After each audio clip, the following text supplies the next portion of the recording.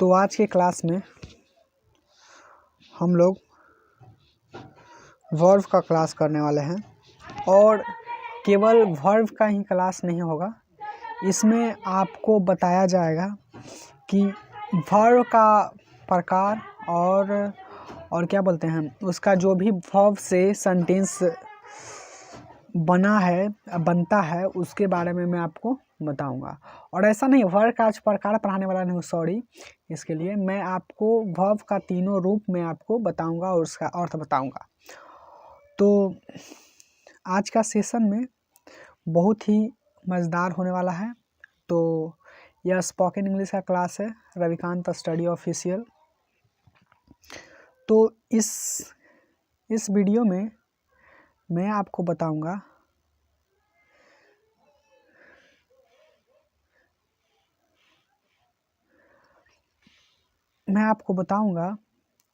Base form, इसका V2, V3 और इसका अर्थ क्या होता है, ओके।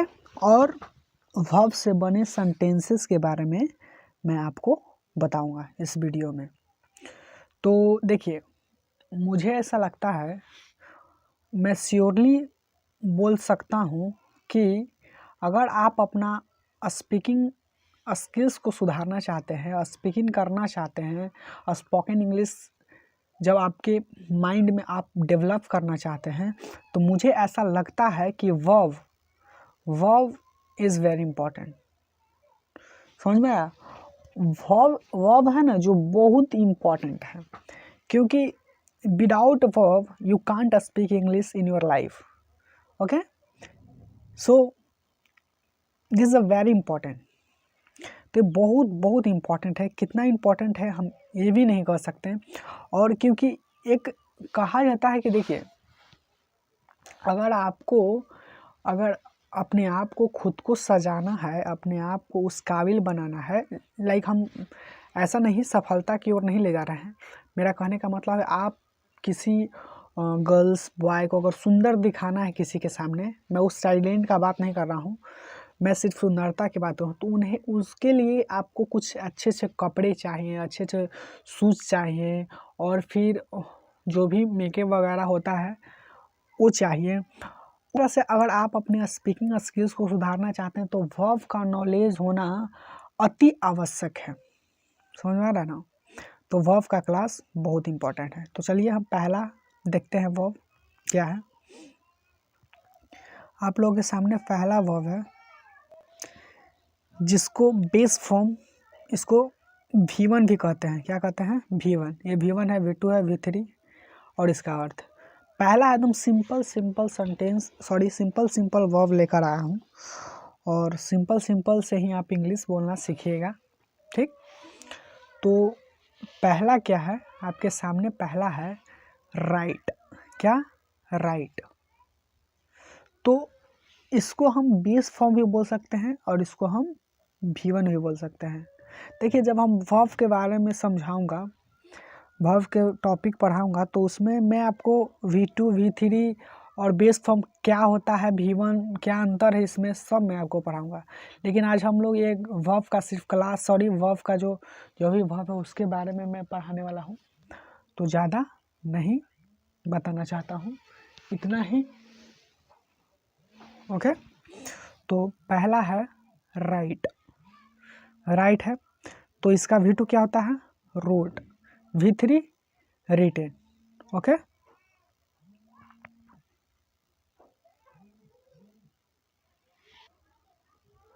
और क्या बोलते हैं इसका अर्थ?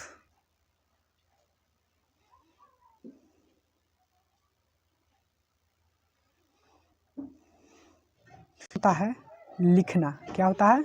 लिखना। तो देखिए, वर्ब का तीनों फॉर्म देखिएगा, राइट, रोट, रिटेन, और इसका अर्थ क्या होता है? लिखना। जैसे कि पेन से कुछ लिखते हैं, उसका मतलब लिखना। तो इसका मतलब होता क्या? लिखना। तो राइट, रोट, रिटेन, इसका अर्थ जिसको हम देखिए, एक होता है, मैं आपको बताना चाहता हूँ, 1 मिनट।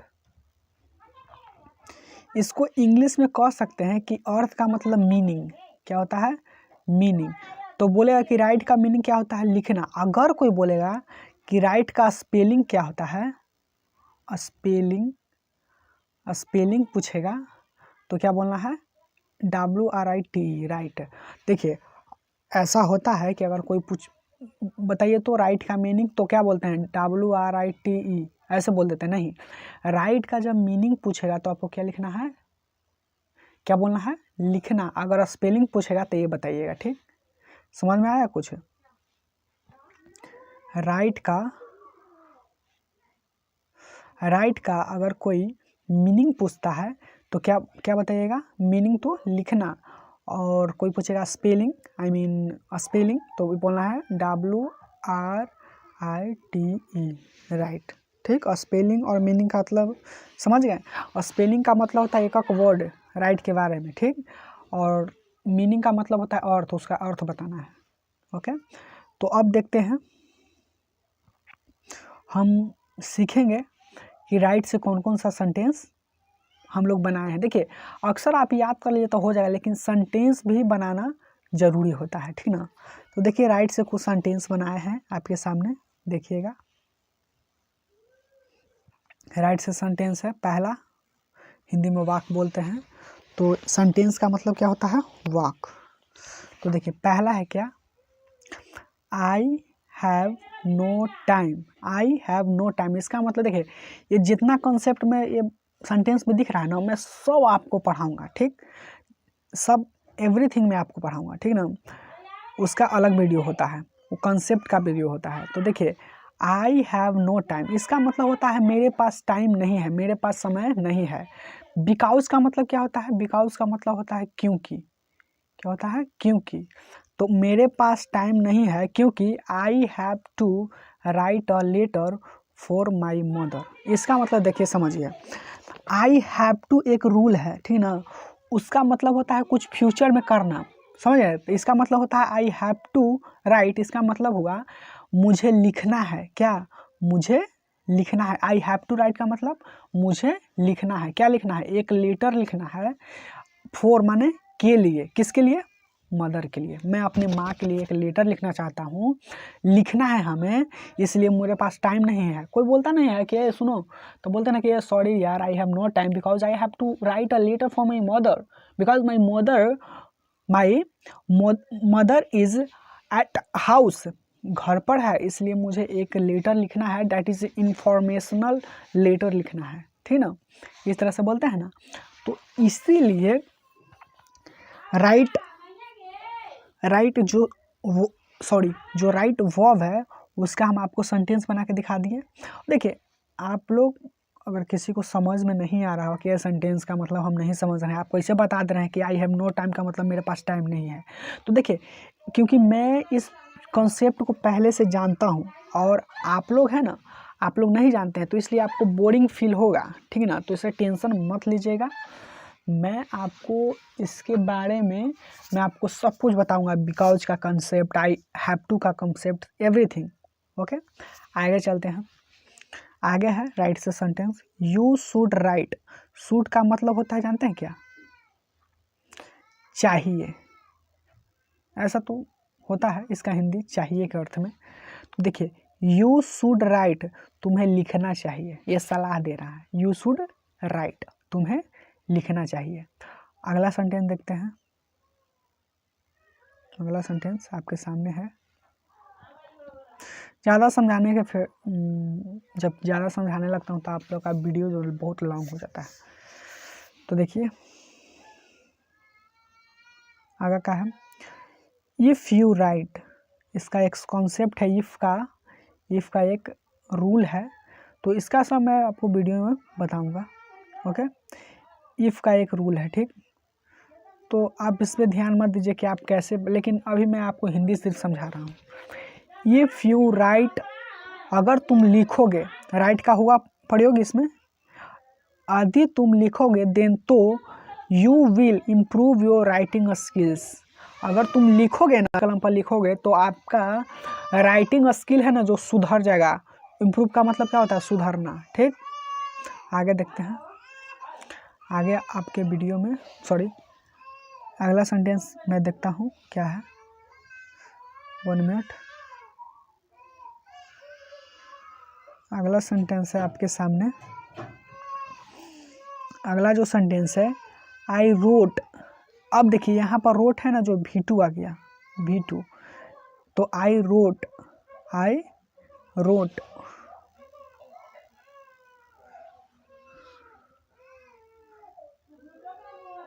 I wrote.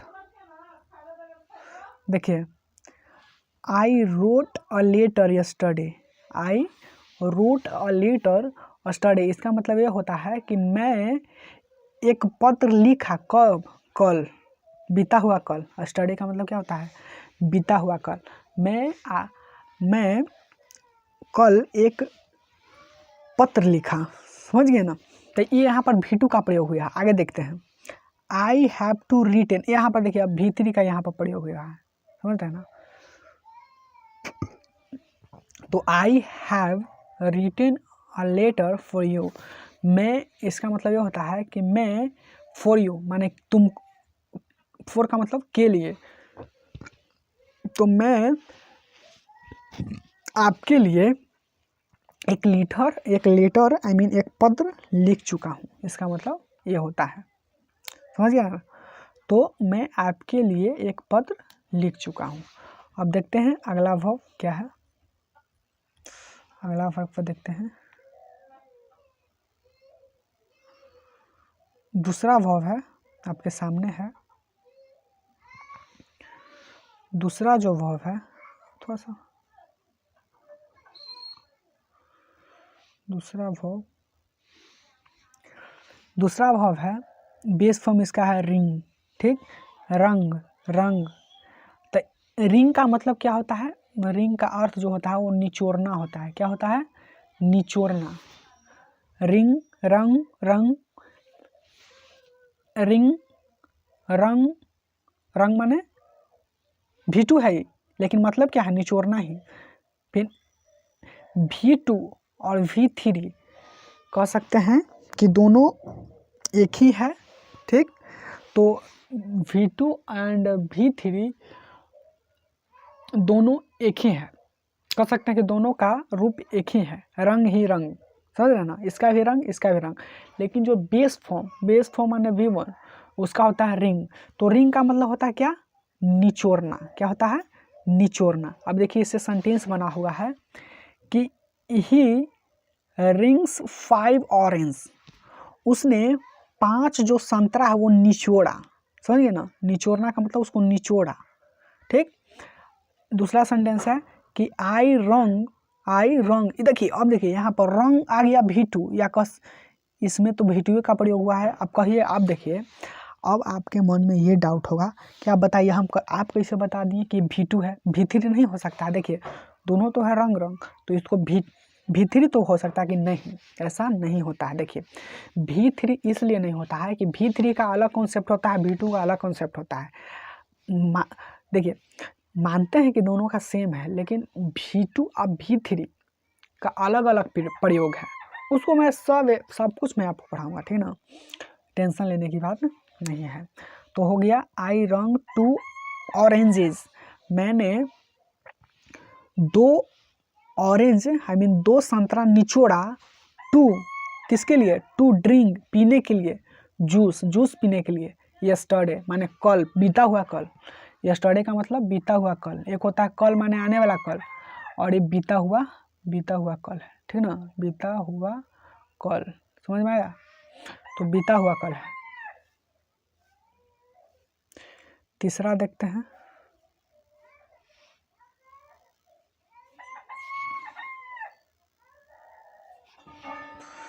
तीसरा है आपके सामने है।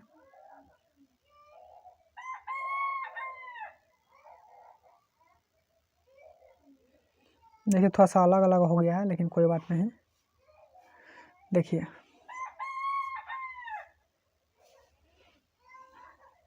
तीसरा क्या है? तीसरा बेस फॉर्म यहाँ पर दिया हुआ है, with stand. V2 with stood, V3 with with stood, और इसका अर्थ क्या होता है?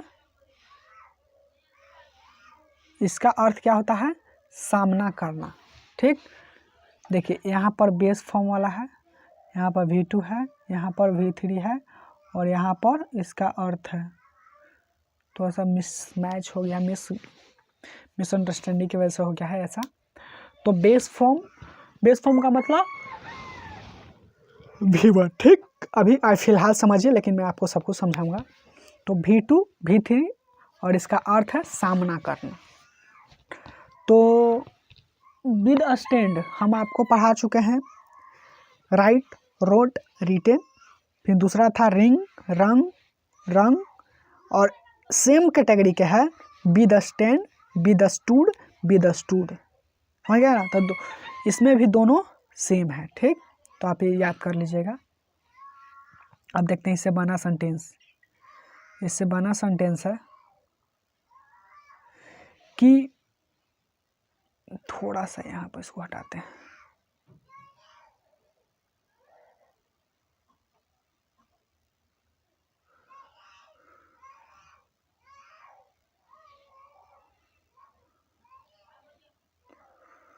देखते हैं, देखिए बी द स्टैंड का मतलब सामना करना। आई बी द स्टैंड डेली, मैं प्रतिदिन सामना करता हूँ। ठीक, अब कुछ भी करें, डिफिकल्टीज, प्रॉब्लम। और आगे देखते हैं, आई बी द स्टूड, यहाँ पर देखिए V2 है। आई बी द स्टूड, ये बी द स्टूड जो वर्ब है, बी द स्टैंड वर्ब, उसका प्रयोग में बात में। I withstood difficulty yesterday, मैंने कल, बीता हुआ कल, यस्टरडे का मतलब बीता हुआ कल, डिफिकल्टी का मतलब होता है समस्या, प्रॉब्लम। ठीक ना? तो मैंने डिफिकल्टी को, माने कि कहने का मतलब है कल मैंने डिफिकल्टी को, समस्या को सामना किया, उससे लड़ा। समझ में आ रहा है कुछ? हाँ, तो इसका मतलब ये होता है। आगे देखते हैं। देखिए, मैं आपको ज़्यादा नहीं 5 वर्ब सिखाऊंगा, उससे बना सेंटेंस सिखाऊंगा। और देखिए, मैं आपको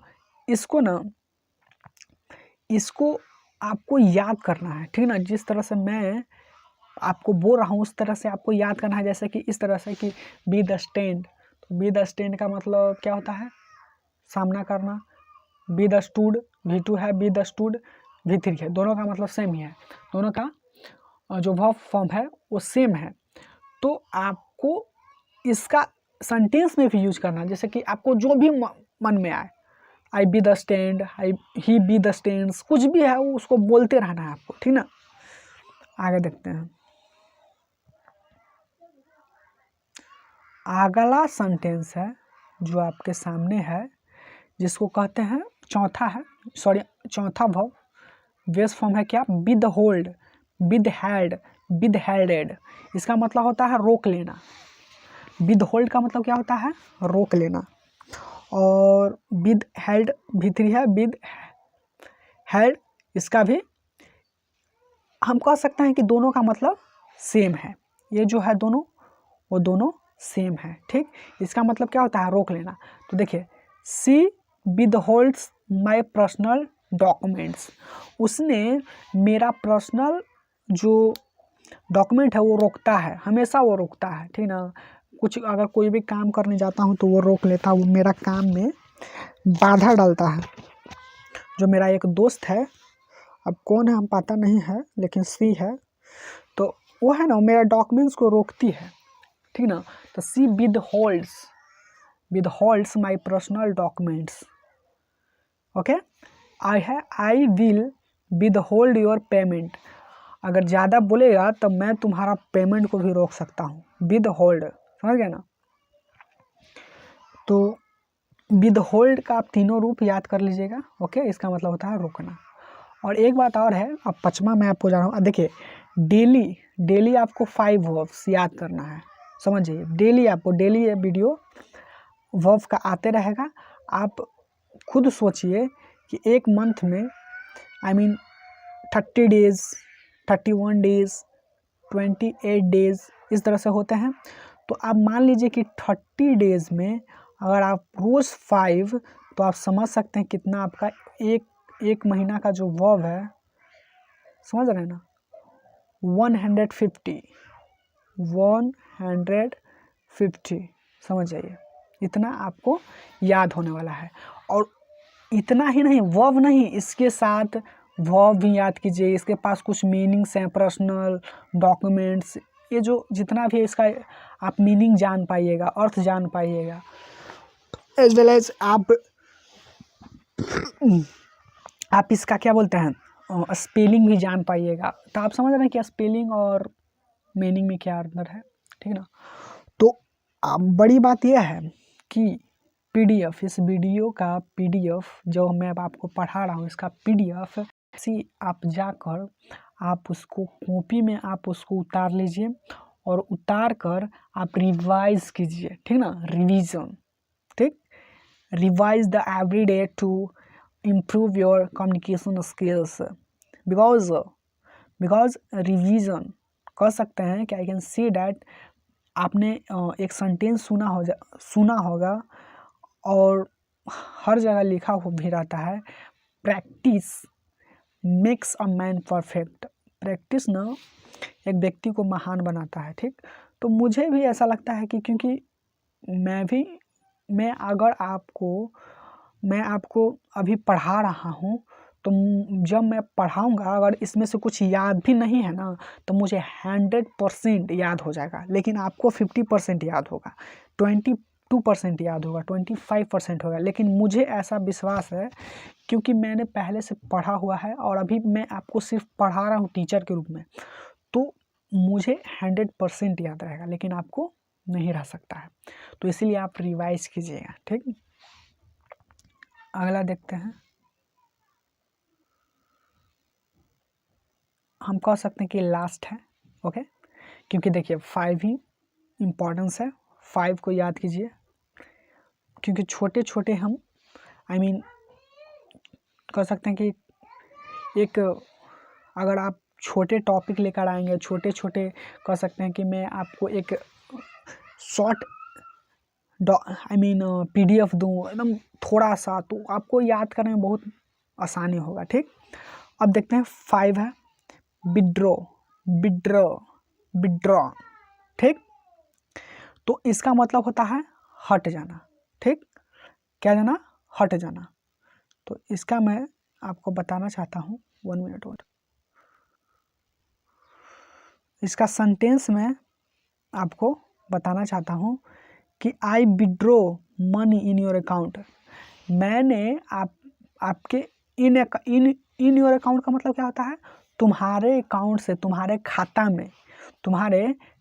में मैं मनी माने पैसा विड्रॉ कर दिया, हटा दिया, ठीक ना, तुमको खाता में से पैसा हटा दिए माने विड्रॉ कर लिए, ठीक। आगे देखते हैं सेंटेंस, अगला सेंटेंस है, ये बार अगला सेंटेंस है कि इफ़ यू से टू मी का मतलब होता है अगर तुम मुझसे कहोगे देन तो आई विल विड्रॉ, मैं पैसा मैं हटा दूंगा, या कह सकते हैं कि उसको हट जाएगा 5 लाख, समझ रहे ना, I will withdraw 5 lakh in your account, समझे ना। तो मैं अगर तुम कहोगे ना तो मैं आपके खाता से 5 लाख निकाल सकता हूँ, समझ गए ना। तो इसका मतलब ये होता है, और ये बहुत ही इम्पोर्टेंट कह सकते हैं कि लेक्चर है, क्योंकि इसमें ना मैं आपको सिर्फ वर्ब ही नहीं सिखा रहा हूँ, इसके साथ सेंटेंस कैसे यूज करते हैं, कैसे नहीं करते हैं, इसके बारे में भी मैं आपको सिखा रहा हूँ। तो आप इसको कॉपी में उतार कर एक कह सकते हैं नोट्स बनाइए, और आपको फ्री में अभी फ़िलहाल तो मैं आपको ऐसा नहीं कि इसका कोई चार्ज है, मैं आपको फ्री में, आप इसी वीडियो के डिस्क्रिप्शन बॉक्स में जाइएगा और वहाँ से आप इस पीडीएफ को डाउनलोड कीजिएगा और आप इसको अपने कॉपी में उतार लीजिए और उसको रिवाइज करते रहें, ठीक। और इस सेंटेंस को बोलते रहें, ठीक। I have no time because I have to write a letter for my mother because my mother is suffering from कसम, जो भी आपको माइंड में आ रहा है बोलिए, ठीक। तो आज की वीडियो में इतना ही और अगले वीडियो में मिलते हैं।